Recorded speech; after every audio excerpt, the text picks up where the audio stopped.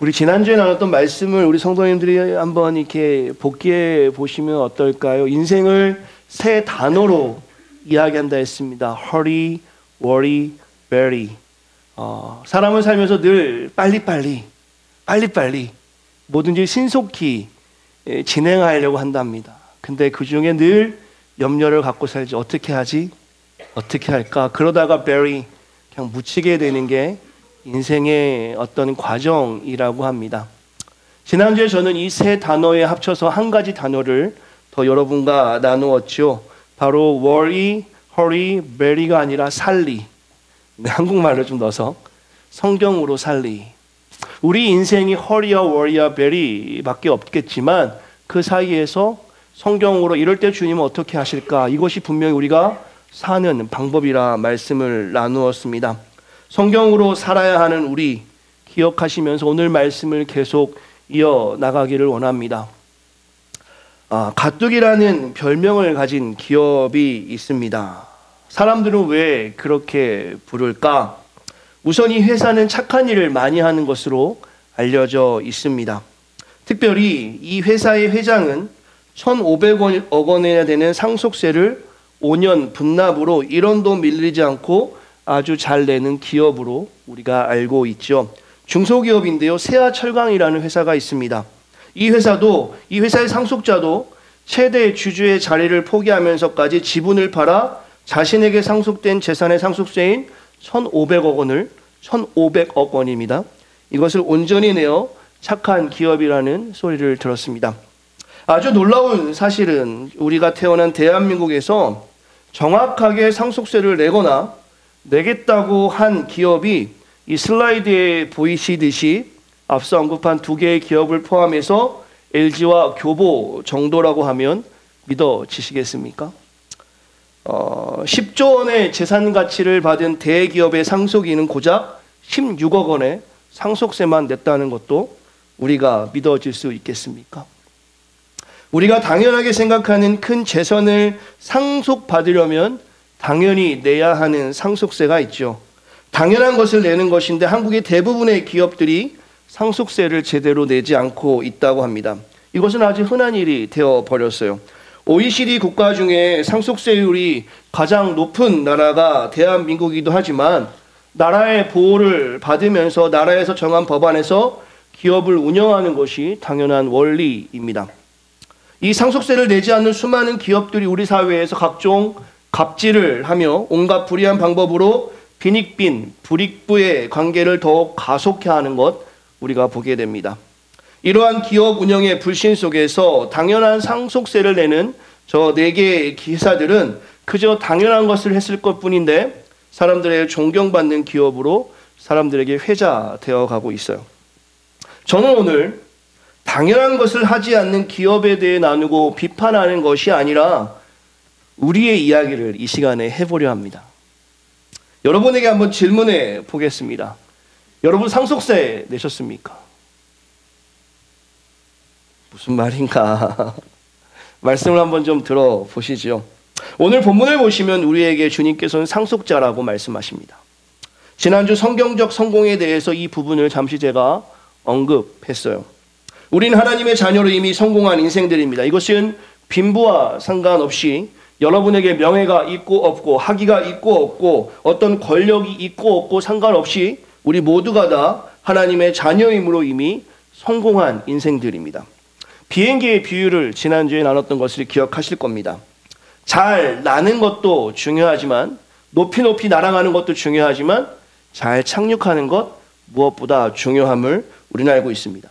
이곳에 앉아있는 우리 귀한 성도님들은 아마 예수를 믿음으로 주시는 은혜 가운데 분명히 잘 떴고 잘 날고 계세요. 이미 날려고 준비 중인 분도 있고 높이 나는 분도 있고 높이 날다가 내려오는 과정에 있는 분들도 이 자리에 다 계십니다. 오늘 저는 잘 착륙하는 방법을 말씀을 통해서 여러분과 나누고 싶습니다. 우리는 분명히 잘 떴습니다. 예수를 믿음으로 이미 우리는 성공한 인생들이에요. 그러나 이 성경적 성공을 빛나게 하기 위해 우리가 해야 하는 일, 17절과 18절, 8장 17절과 18절을 중심으로 살아계신 하나님 말씀을 좀 집중해서 살펴보므로 우리가 잘 착륙하는 방법을 오늘 이 시간에 사랑하는 성도들과 나누고 싶습니다. 말씀의 결론을 먼저 맺고 싶은데요. 본문의 말씀을 한번 같이 읽겠습니다. 앞에 슬라이드를 17절의 말씀인데요. 같이 읽겠습니다. 시작.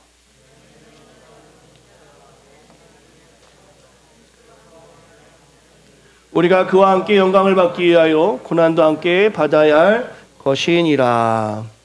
오늘 본문의 말씀을 우리가 기억하기 원합니다. 우리가 하나님의 자녀이면 상속자라 성경에서는 말씀하고 있습니다. 우리가 상속자이므로 아버지 하나님의 것을 상속받는다는 것을 의미하지요. 선언을 잠시 나누었지만 아버지의 것을 상속받으면 상속세를 내야 합니다. 법을 지킨 기업이 존경받고 그렇지 못한 기업이 지탄을 받는 것 조금 전에 우리가 나누었죠. 그렇다면 이 원리를 그대로 기독인인 우리에게 적용하고 싶습니다. 우리는 하나님의 자녀입니다. 이미 이것이 우리에게 성공이라 말씀을 드렸어요. 죄인된 삶을 살아갈 수밖에 없는, 하나님과 교제할 수 없는 우리의 본질상 진노의 자녀였던 우리가 하나님 그리스도의 은혜로 이제 하나님의 자녀가 되었어요. 성경에서는 이것을 가지고 하나님의 것을 상속받았다 말씀합니다. 그럼 우리가 무엇을 상속받은 것일까요? 여러분과 제가 하나님의 자녀로 상속자가 되었는데 우리는 무엇을 상속받은 것입니까? 17절 중반에 보시면 그 상속에 대해서 말씀하고 있는데 바로 영광을 성경에서는 말씀합니다. 우리가 그와 함께 영광을 받기 위하여. 이미 우리는 주님과 왕노릇하는 영광을 소유하게 된 것입니다. 세상과는 비교도 할 수 없는 영광이죠.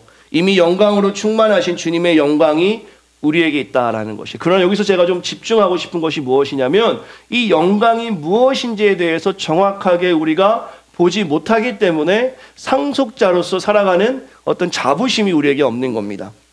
이 영광이 무엇인가, 우리가 갖는 영광의 가치를 알아야지만이 오늘 우리가 상속자로서 상속세를 내는 것이 어렵지가 않는 것이겠죠. 이 영광, 오늘 본문의 영광에 대해서 또한 우리가 소유하는 영광, 자녀로서 받는 그 상속의 영광이 무엇인가, 필라델피아의 웨스터민스터 신학교가 있습니다. 그 신학교의 신학교수인 그레고리 케일 비라는 교수가 이 영광을 세 가지로 구분을 하였습니다. 우리가 받는 그 영광은 무엇인가? 바로 이 세 가지를 이야기하는데요. 자체 영광, 발현되는 영광, 소유된 영광이라고 말합니다. 지금 이 영광이 우리에게 있는 것이 과연 이 자체 영광과 발현되는 영광, 소유된 영광이 무엇인가? 이것을 우리가 좀 알고 넘어가야지만이 오늘 우리가 받은 상속이 무엇인지를 알게 되고 그 영광의 가치가 크기 때문에 그 상속세를 내는 것이 그렇게 어렵지 않게 됩니다. 첫 번째로 오늘 이 교수가 이야기하는 우리가 받은 영광은 무엇인가? 자체 영광 혹은 본체적 영광이라고 이야기합니다. 빌 교수의 글을 빌리자라면 하나님 자체의 영광, 본체적 영광이 우리에게 있다라는 것인데요.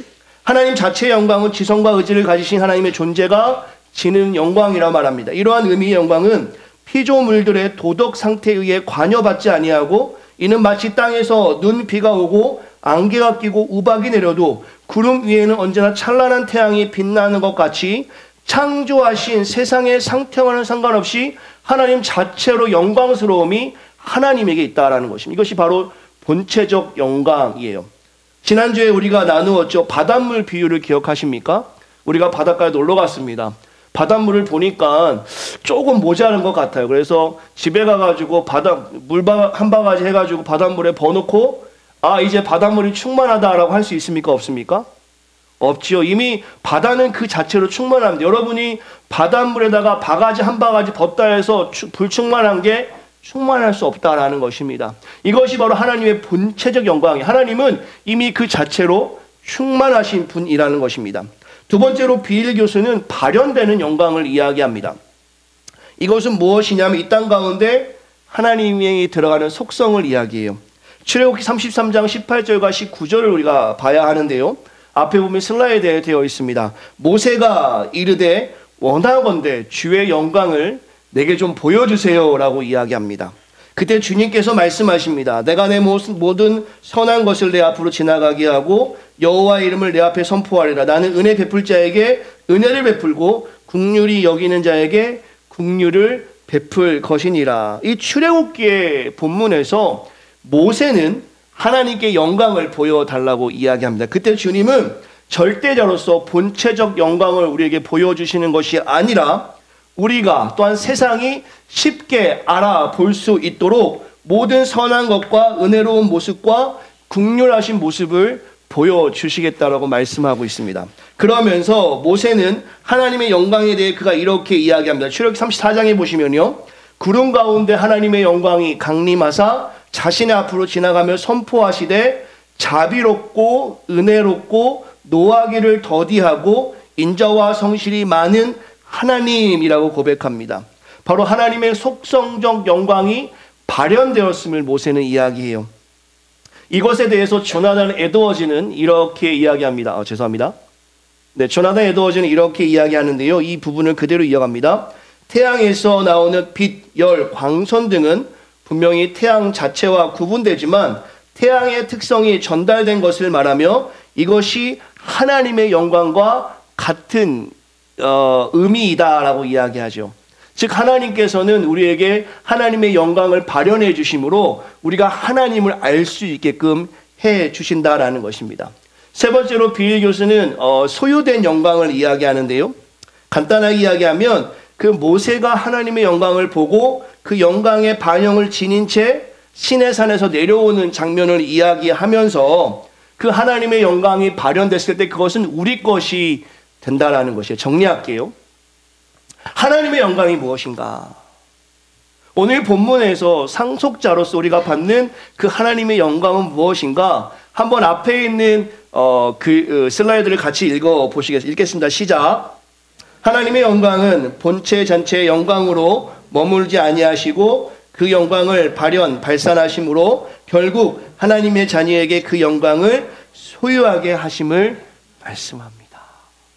오늘 저와 여러분이 가진 영광이 바로 이 영광, 이것을 간단하게 이해하면 절대자의 영광이 우리에게 있다는 것입니다. 오늘 이 내용이 여러분과 저에게 감동을 불러일으켜야 합니다. 이것이 지금 우리의 존재와 하나님의 존재의 구분이 있어야 될 테고요. 그 존재의 구분에서 감히 우리가 하나님의 영광을 소유했다는 사실로 우리는 기뻐할 수 있어야 합니다. 그래서 이 비일 교수는 We become what we worship. 그러므로 우리가 예배한다라고 이야기하는 것이 이 영광이 우리에게 있기 때문에. 사랑하는 성도들과 제가 오늘 이 말씀을 조금 주목해서 나누는 이유는 이 본체적 혹은 발현된 그리고 소유된 영광이 바로 오늘 우리가 하나님 아버지라고 부를 때 이러한 고백과 예배 되어질 때 우리 모두에게 있다라는 것이. 이것은 매우 중요한 원리라는 것이죠. 첫 번째로 우리 영광이 어떤 것인지 여러분이 기억한다면 오늘 이 영광 때문에 우리가 상속세를 낼 수 있다라는 것입니다. 상속세를 크게 낸다는 것은 상속받은 것이 크다라는 것입니다. 오늘 저와 여러분들이 영광을 소유하게 되었다라는 놀라운 사실을 알게 된다면 오늘 본문 이후의 해석이 여러분과 저에게 전혀 어렵지 않은 해석이 된다라는 것이죠. 이 영광이 무엇입니까? 출애굽기 33장과 34장에 보시면 하나님의 영광이 어떻게 드러났습니까? 애굽 땅에서 종살이하던 그 이스라엘 백성들을 하나님께서 건져내시고 또한 죄인을 심판하시는 영광으로 하나님의 영광됨을 보여주셨습니다. 이 영광이 오늘 자녀에게 있는 것인데요. 우리에게 있는 것인데요. 절대자로서의 영광, 보호자로서의 영광, 그리고 모든 영광을 소유케 하신 은혜의 영광이 우리 모두에게 있다는 것인데 이것은 무엇으로 해석할 수 있냐면요. 이 영광을 우리가 누리고 경험할 때 기억하시기 바랍니다. 이스라엘 백성을 졸지도 주무시지도 아니하시고 보호하셨던 구름기둥과 불기둥으로 보호하셨던 그 주님의 은혜가 우리의 삶에 가득하게 된다라는 것이. 그렇기 때문에 우리의 삶을 누구도 막을 수 없고 때로는 실패가 아닌 게 되며 좌절이 아닌 게 되고 우리의 삶에서 영광을 누리게 될 징검다리가 된다는 것을 우리가 경험할 수 있다는 것이. 이 영광을 경험해야지만 이 땅에서 우리가 일어나는 모든 일들 가운데 하나님의 뜻을 볼 수 있다는 것입니다. 이 영광, 이것이 우리에게 있다는 것입니다.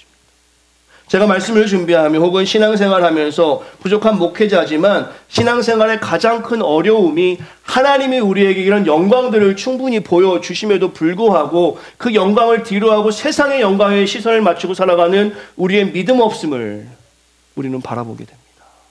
그렇기 때문에 상속세 안 내는 거예요.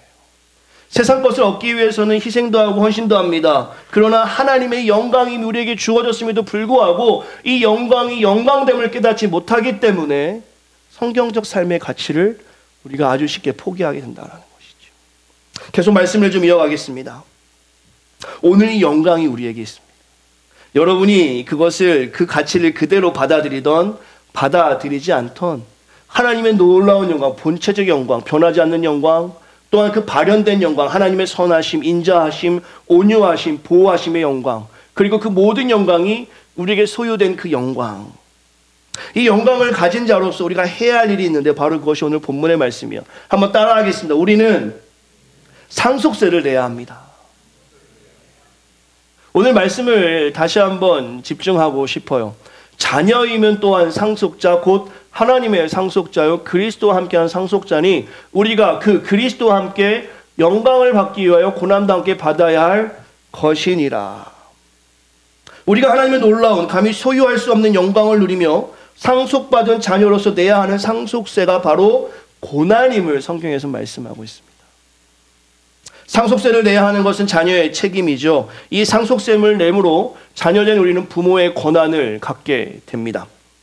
여러분이 세상에서 많은 것을 상속받지 못해 보셔가지고 지금 이 개념이 잘 안 들어오시는데요. 세상의 상속세 저도 받아본 적 없어가지고 빛이 없으면 다행이지. 이래서 우리가 지금 여기서 지금 멈춰 있는데 이 개념을 그냥 조금 더 제가 여러분 모두가 다 용서하고 들으세요. 워렌 버핏의 자녀라고 생각합시다. 오늘 당장 10,000원 잊어버리고 10불 잊어버린 게 뭐 그리 대단한 일이겠습니까? 워렌 버핏이 내 아버지고 그가 죽으면 그의 재산이 내 건데. 조금 감이 오세요? 우리는 아버지가 미국 사람이라니까 또 감이 안 오죠. 한국 중에 부자가 누가 있더라. 사랑하는 성도 여러분, 성경 말씀에서 우리가 상속자라고 말씀하고 있는 거예요.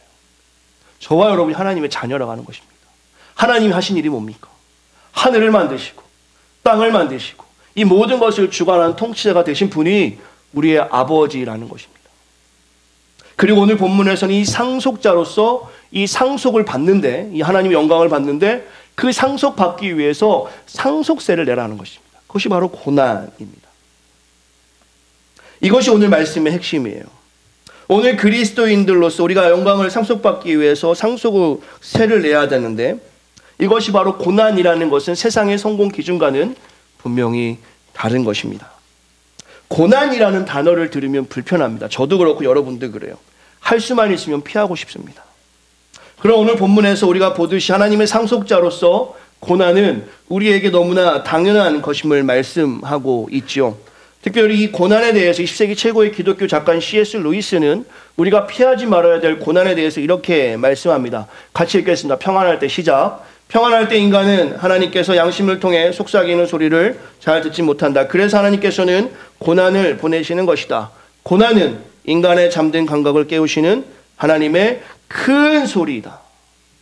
우리가 하나님의 뜻을 깨닫지 못하니까 고난이라는 것을 보내셔서 큰 소리로 우리의 무딘 영적 감각을 깨우기 위한 하나님의 방법임을 말씀합니다. 고난을 피할 수 없다라는 것입니다. 특별히 우리 기독인에게 고난은 필요하다는 것입니다. 그러나 오늘 본문의 해석으로 한다면 우리가 상속자이기 때문에 그 고난 또한 우리에게 필요하다는 것도 성경에서 말씀하고 있습니다. 저는 탕수육을 매우 좋아합니다.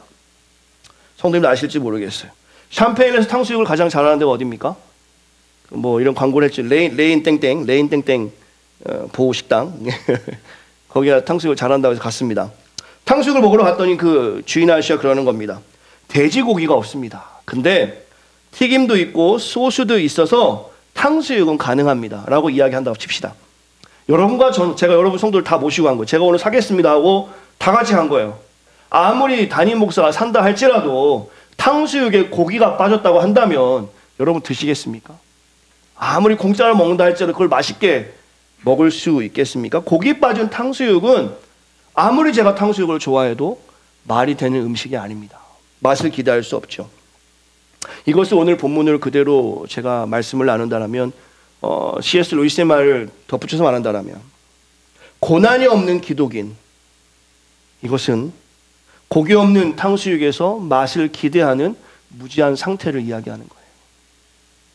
지금 교회는 소비자 멘탈리티가 가득합니다.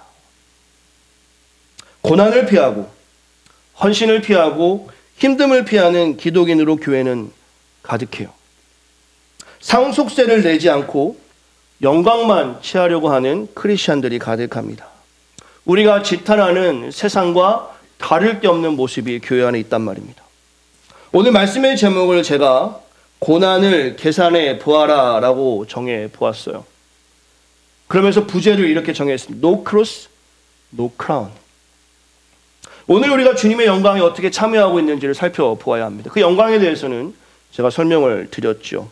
본체적, 발현된, 소유된 영광. 절대자의 영광입니다.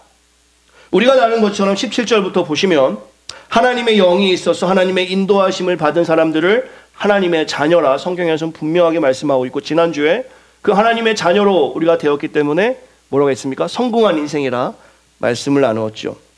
우리 자신을 쾌락으로 이끄는 것이 아니라 영의 것으로 우리가 하나님으로 채울 때, 영의 생각, 하나님이라면 어떻게 하실까라는 이 생각을 가지고 살 때 이미 우리는 하나님의 상속자가 되었다라고 말씀하고 있습니다.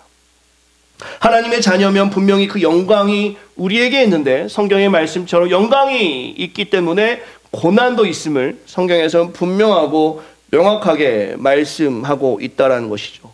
이 소비자 멘탈리티의 구조 가운데 교회가 과연 이 고난을 충분히 감당하고 있는가?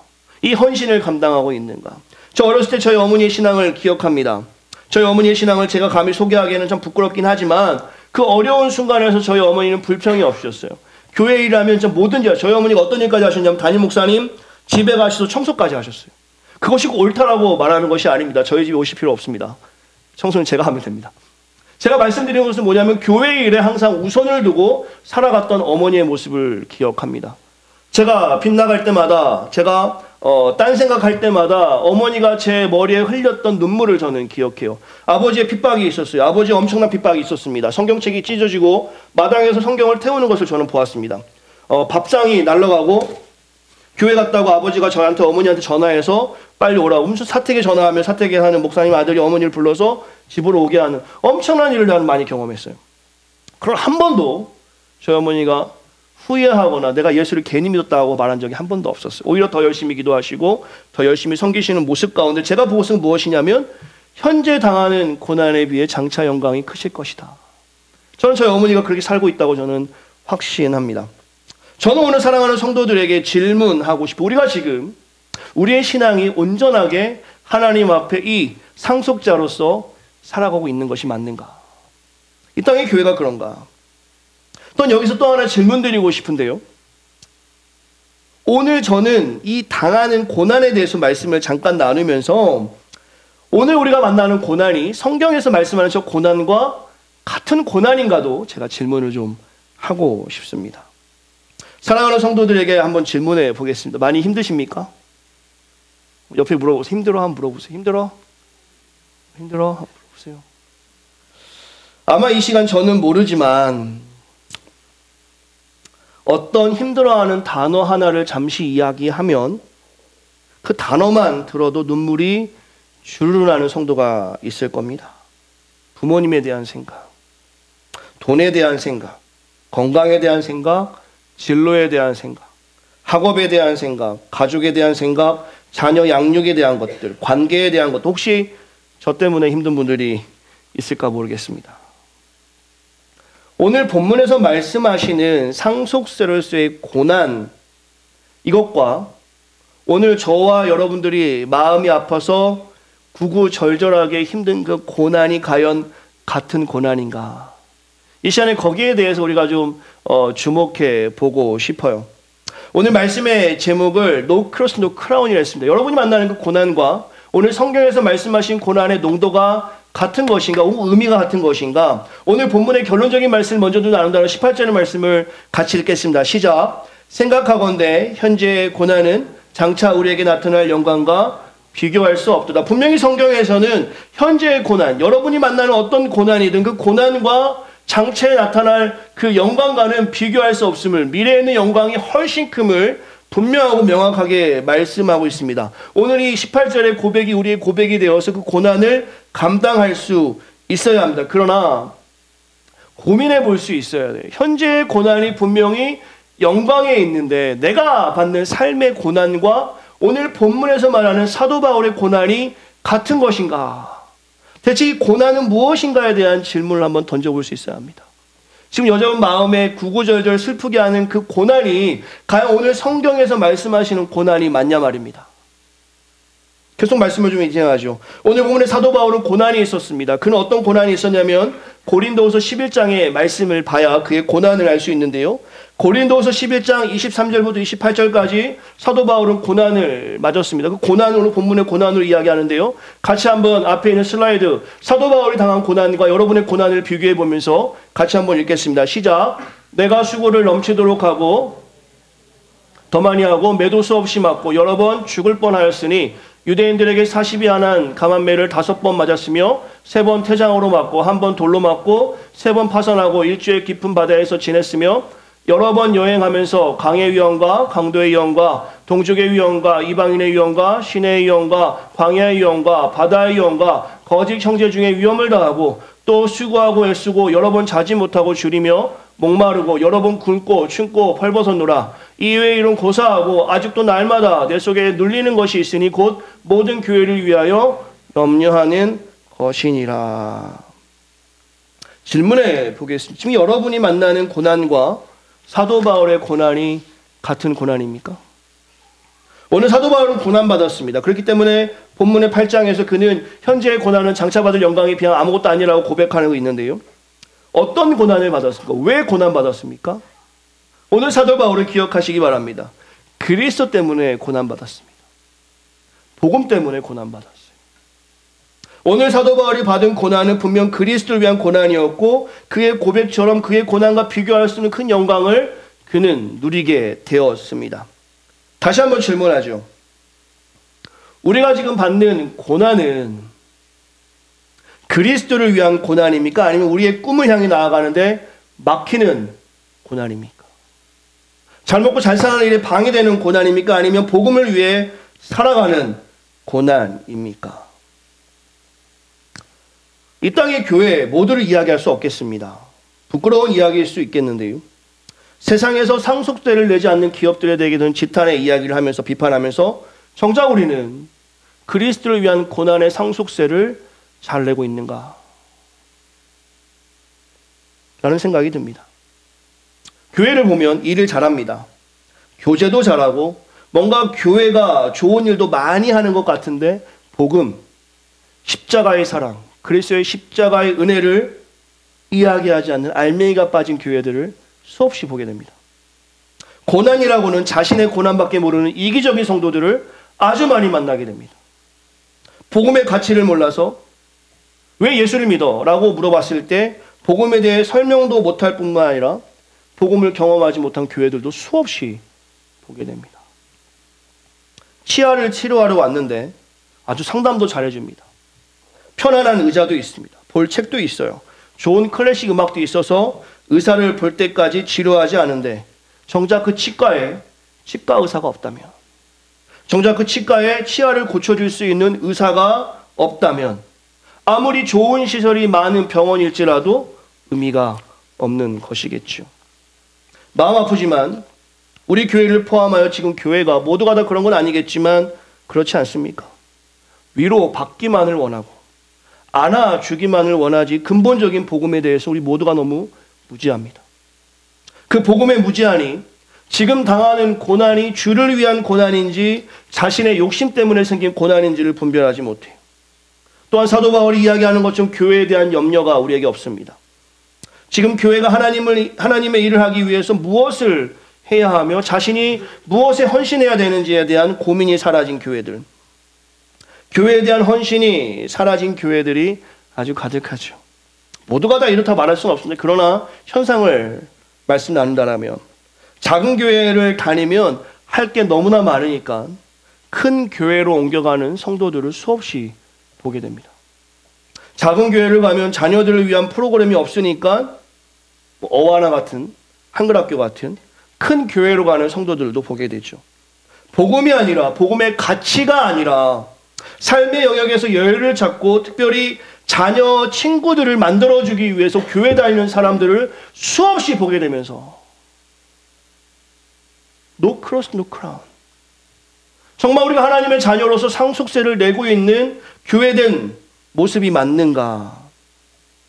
우리 교회를 꼭 이야기하는 것은 아닙니다. 그러나 이 땅 교회 현상에 이런 모습이 없다라고 누구도 단언할 수 없다라는 것입니다. 저는 지금 우리 성도들과 제가 받는 고난이 그리스도를 위한 고난인지 혹은 삶의 욕심 때문에 생기는 고난인지를 분명하게 구분하며 이 예배당을 나가기를 소망합니다. 그리고 그 고난이 그리스도를 위한 고난이 되기를 간절히 기도합니다. 그래야 고난이 가치가 있는 것입니다. 나를 위한 고난이 아니라 주를 위한 고난을 받아야 가치 있는 것이겠죠. 이것이 고난에 비할 수 없는 영광을 받는 중요한 통로가 된다는 것 우리는 기억해야 합니다. 이것이 바로 살아계신 하나님 말씀이에요. 비록 그리스도 때문에 감옥에 가는 환경에 살아가는 것은 아니지만 성경적 가치관 때문에 감옥 같은 외로움이 밀려와도 그리스도를 위해 세상의 가치를 과감하게 포기할 수 있는 인생들. 비록 그리스도 때문에 우리가 매맞고 돌맞는 것은 아니지만 세상의 엔티 크리스천들이 말할 수 없는 모욕을 한다 할지라도 그리스도를 위하여 성경적 가치를 지키고 나아가는 것들. 비록 상황이 여의치 않아 선교를 나갈 수 없지만 내가 있는 이 자리에서 땅끝에서 오는 수많은 사람들에게 복음을 전하기 위해서 나의 시간과 삶을 드릴 수 있는 교회적인 삶들. 이것이 오늘 본문에서 말씀하는 고난의 가치가 아닌가. 이런 것에 따른 고난이야만이 오늘 사도 바울이 이야기하는 것처럼 현재의 고난은 장차 받을 영광이 아무것도 아니다. 여러분이 받는 고난과 지금 본문의 사도 바울의 고난이 같은 것이라면 오늘 여러분에게는 상상할 수 없는 영광이 예비되어 있습니다.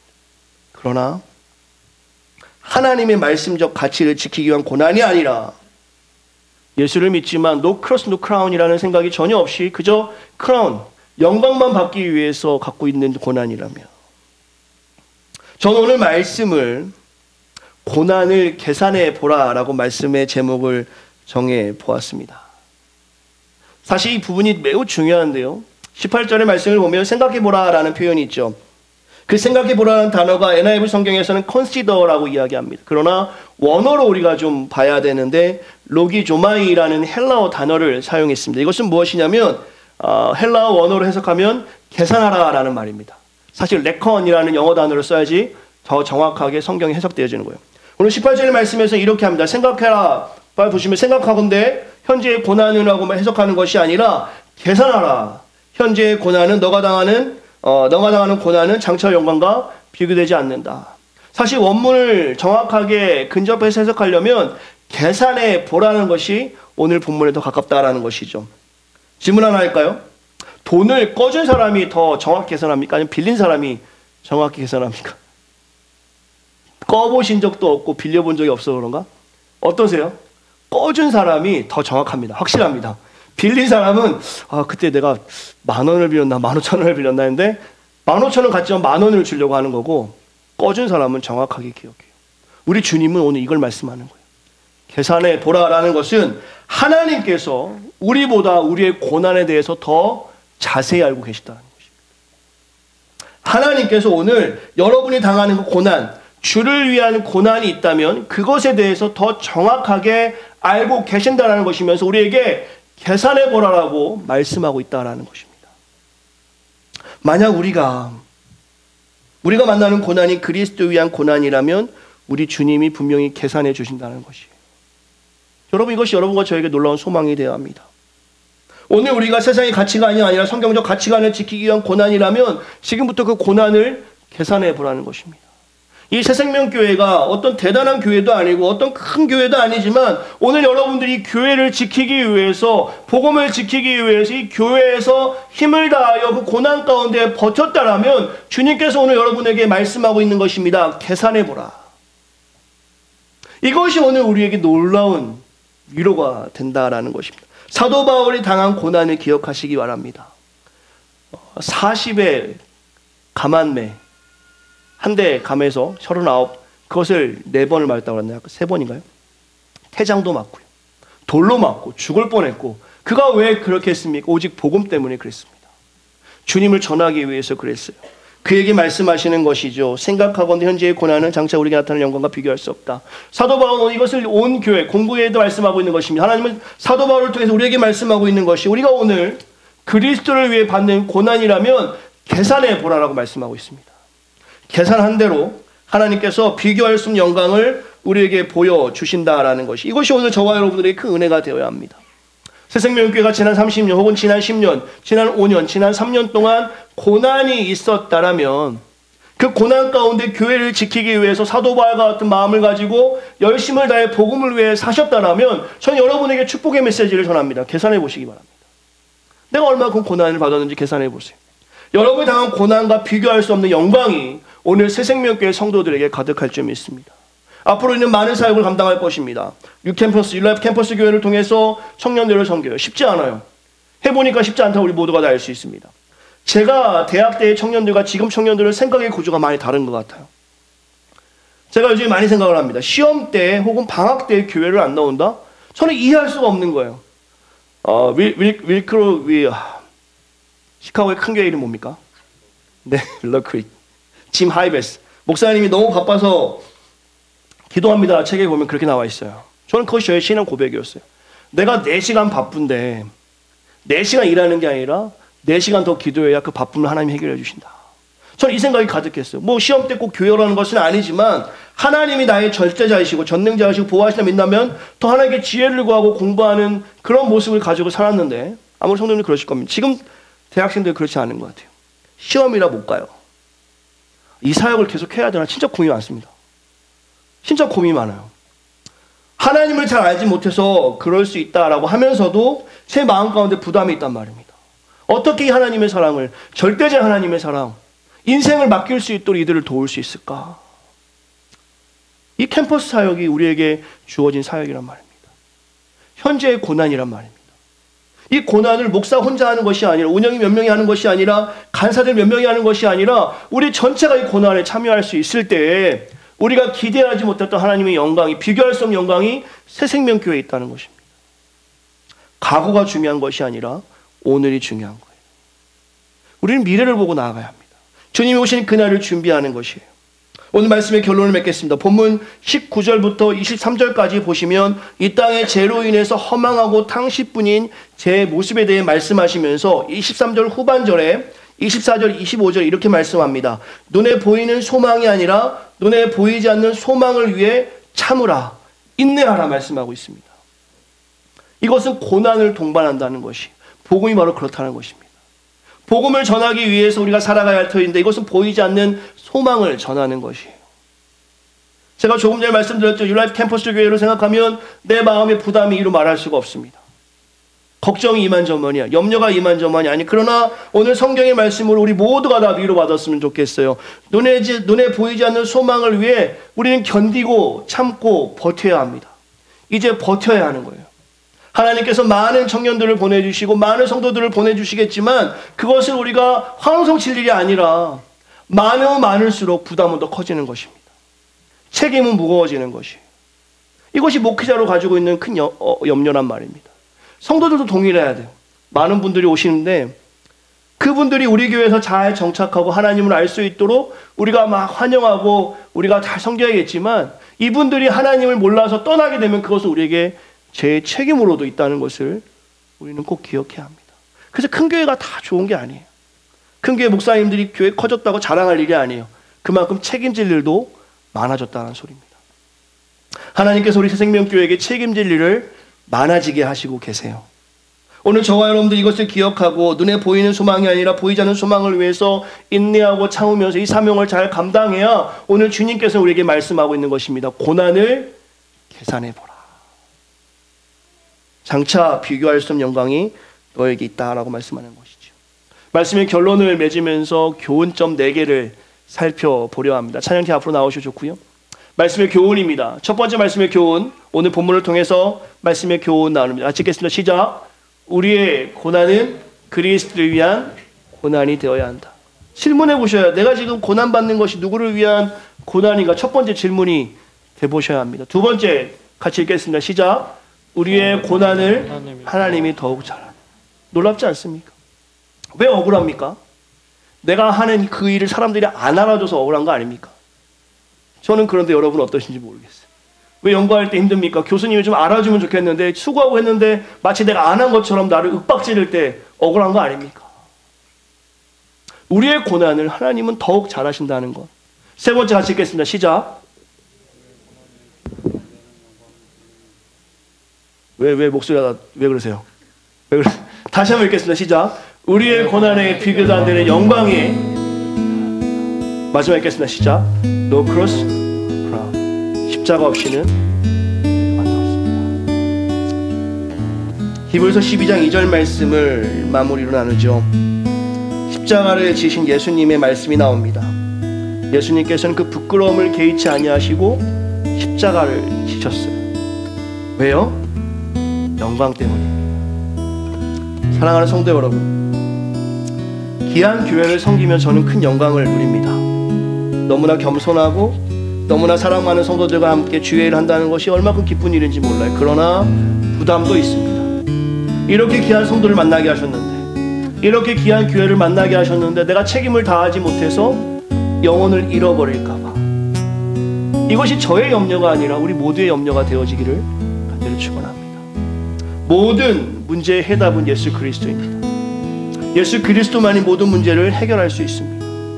돈, 명예, 건강, 권력, 언젠가 없어질 한계적인 그것들이 우리의 모든 문제를 해결하는 것이 아니라 영원하시고 절대적인 하나님의 은혜가 이 모든 것을 해결하는 줄 믿습니다. 함께야. 오늘 성경에서 분명히 말씀합니다. 고난, 그 고난이 무슨 고난입니까? 그리스도를 위한 고난. 근데 그 고난은 어떻게 말씀하십니까? 상속자로서 영광을 받기 위해 상속세를 내는 것처럼 꼭 해야 된다고 말씀하고 있어요. No cross, no crown. 오늘 성도는 이걸 기억하시고 여러분의 삶의 현장으로 나아가시길 바랍니다. 찬양 하나를 제가 찬양팀께 부탁을 드렸습니다. 주가 보이신 생명의 길이라는 찬양인데요, 이것은 세상에서 육안으로 보일 수 없지만 분명히 있는 생명의 길입니다. 여러분과 저의 상한 마음을 하나님께 드리고 복음을 위해 우리가 힘을 다하여 고난받을 때 주님께서는 우리의 삶을 다 아시고 계산해 주시고 단련하신 후에 정금같이 우리를 사용하실 수 있습니다. 이 시간에 복음을 위해 고난받는 분들이 있다면 이 찬양의 가사와 오늘 말씀으로 위로받기 원하시고, 혹은 잘못된 고난으로 힘들어하는 분들이 있다면 분별하시어서 내 욕심으로 인한 고난이라면 과감하게 그것을 뒤로하시고 No cross, no crown, 하나님의 영광을 바라보며 주님의 일에 사로바울처럼 동참할 때 현재 받을 고난은 장차 비교할 수 없는 영광이 있음을 이 시간에 위로의 말씀을 받는 사랑하는 온 성도가 되어주시기를 간절히 축원합니다. 함께 찬양하면서 하나님의 뜻을 보겠습니다.